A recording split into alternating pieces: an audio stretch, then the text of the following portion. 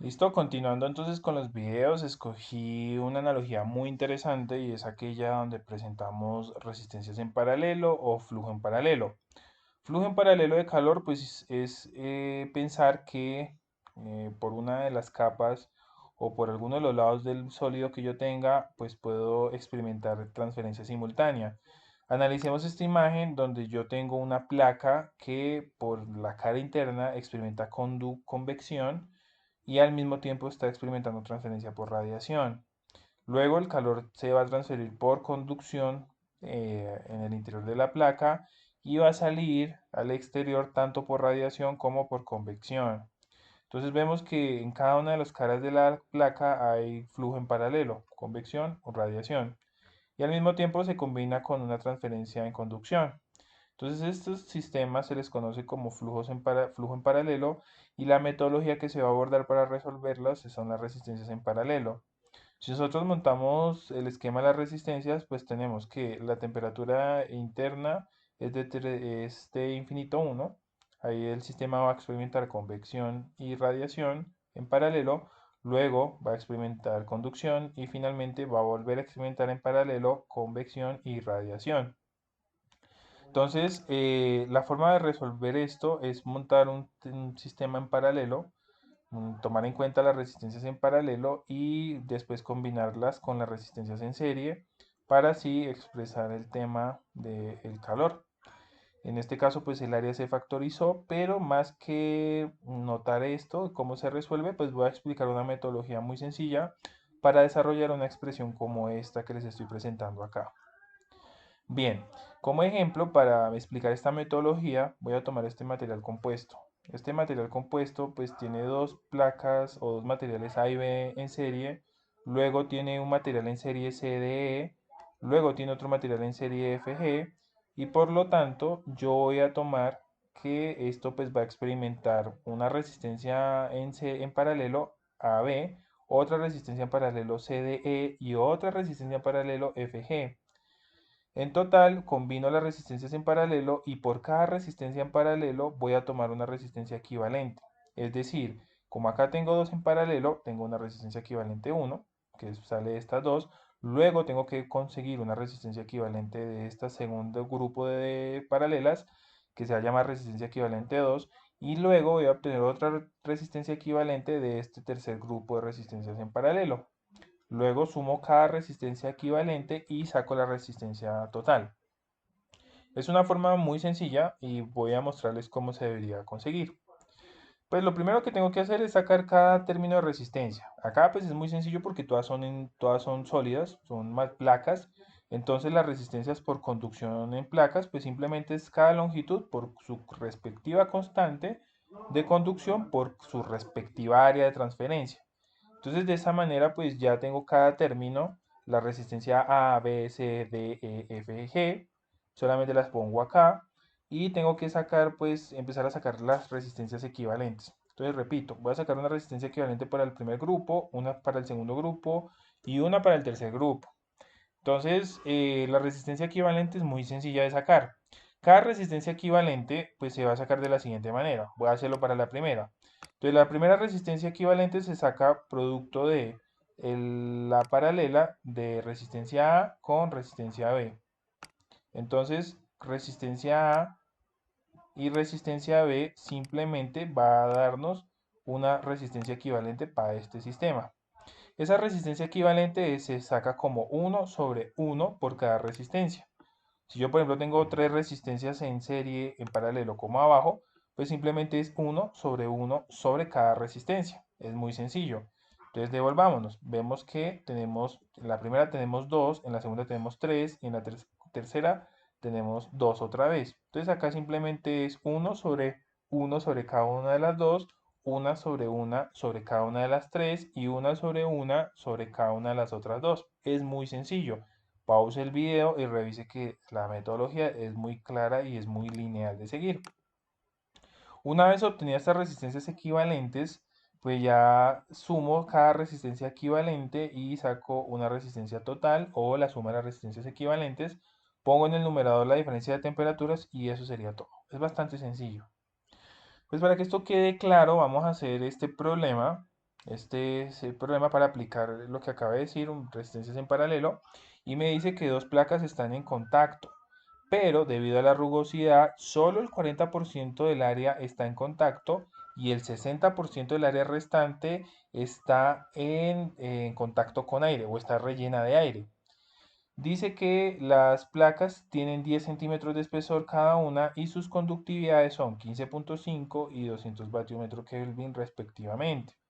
La temperatura en la cara más caliente o en la superficie más caliente está a 250 grados centígrados y la temperatura externa de la otra placa está a 35 grados centígrados. Determine el flujo de calor y la resistencia por contacto. En este problema me están diciendo que el flujo de resistencia por contacto. La conductividad del aire es de 0,0321. Y usted se estará preguntando por qué me están dando conductividad de un fluido. Pues yo les dije en videos pasados que los fluidos tienen convectividad, pero también presentan conductividad.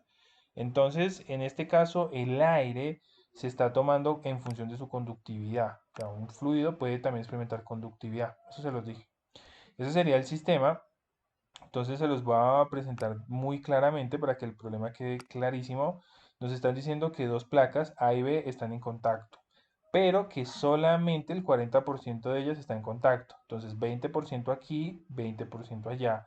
Y que el 60% restante, o sea, de esta área, se llena con aire. Acá tenemos un espacio de aire.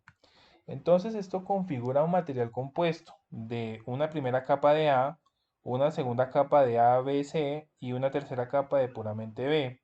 Tengamos en cuenta que como área transversal se está tomando un metro cuadrado, por lo tanto pues el 20% será 0,2, el 60,60 y el restante pues 0,20. Cada material tiene su propia conductividad. Vemos que el B tiene sus 200, el A tiene sus 15,5 y ahí se nos reportó la del aire que debe ser obviamente una conductividad baja, temperatura en la cara interna y temperatura en la cara externa. Y tenemos pues el espesor de cada capa. Ahí está todo muy claro. Entonces en este caso tenemos un sistema en serie, paralelo, serie. Y acá tenemos cómo quedaría el sistema de resistencias. Entonces el sistema de resistencias sería la primera capa en A, que vamos a llamarla R1, las tres capas siguientes, que sería A, B, C, entonces tenemos R2, R3, R4, y la última capa que sería puramente B, que sería R5. Como tenemos una resistencia en paralelo, pues tenemos que sacar una resistencia equivalente para este sistema que les estoy mostrando, y esto me quedaría así. Resistencia 1, resistencia equivalente, resistencia 5, y ahí sumaría las tres y podría encontrar la resistencia total. Tómense en un segundo, pausen el video y revisen lo que acabo de mencionar.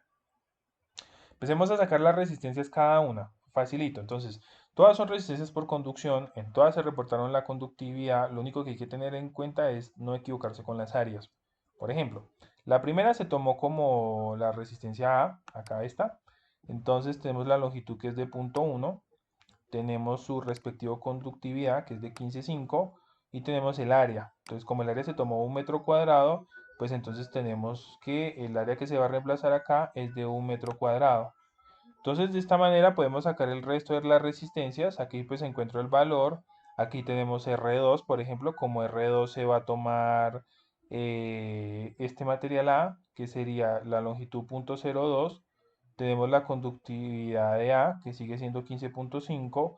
Y tenemos que aquí en A solamente, o sea, aquí solamente está el 20% del área. Entonces el área es 0,2. Asimismo les voy a mostrar el de 3, como 3 se tomó este material B, que sería la longitud, que es de 0,02, que sería la conductividad de B, que son 200, y tenemos el 20% del área, que es 0,2. Asimismo con C, que sería el 60%, aquí está, como R4, el 60%, la conductividad bajita de C, y bueno, la longitud, ¿sí ven? Y la resistencia 5, que se tomó como la de B puramente, pues sería la longitud .1, los 200 de B y el área total, que es de un metro cuadrado. Y ahí ya tenemos todos los términos de las resistencias por aparte. Ahora sigamos esta metodología. Yo les dije, hay que sacar R1, hay que sacar una resistencia equivalente para estas tres en paralelo y sumar la R5. Entonces ya con eso, pues muchachos, uno llega y dice, listo, de la resistencia total o la suma de las resistencias, como ustedes la quieran nombrar, será R1 más la resistencia equivalente que debo conseguir más resistencia 5. Resistencia equivalente pues es la suma en paralelo de R2, R3 y R4. Y les acabé de decir hace un minutico que pues simplemente para sacar resistencias en paralelo es uno sobre cada resistencia que ella involucra. Entonces tenemos resistencia 2, resistencia 3, resistencia 4 en paralelo, que son estas tres que les muestro acá. Bien, esto que les estoy mostrando acá, esta línea que les estoy trazando, se conoce también como una resistencia por contacto. ¿Por qué por contacto? Porque recuerden que las capas son A y B.